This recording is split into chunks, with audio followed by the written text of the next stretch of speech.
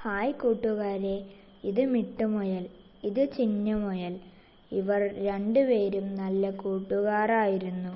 ഒരിക്കൽ കാട്ടിൽ മിട്ടുവും ചിന്നുവും കൂടി കളിക്കുകയായിരുന്നു.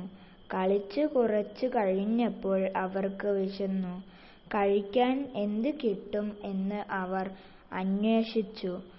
ഒടുവിൽ ഒരു മരച്ചുവട്ടിൽ കുറച്ച് ക്യാരറ്റ് ചെടി കണ്ടു. അവർ അത് മാന്തിയെടുത്തു തിന്നു. അപ്പോൾ ആ വഴി മിന്നുമുയൽ വന്നു. നടന്നു വിശന്ന മിന്നുമുയൽ സങ്കടത്തോടെയിരുന്നു. അതുകണ്ട കൂട്ടുകാർ മിന്നുവിന് ക്യാരറ്റ് കഴിക്കാൻ നൽകി. മിന്നുമുയൽ അത് തിന്നു. വിശപ്പ് മാറിയപ്പോൾ മിന്നു നന്ദി പറഞ്ഞു. അവർ ഒത്തുചേർന്ന് സന്തോഷത്തോടെ കളിച്ചു.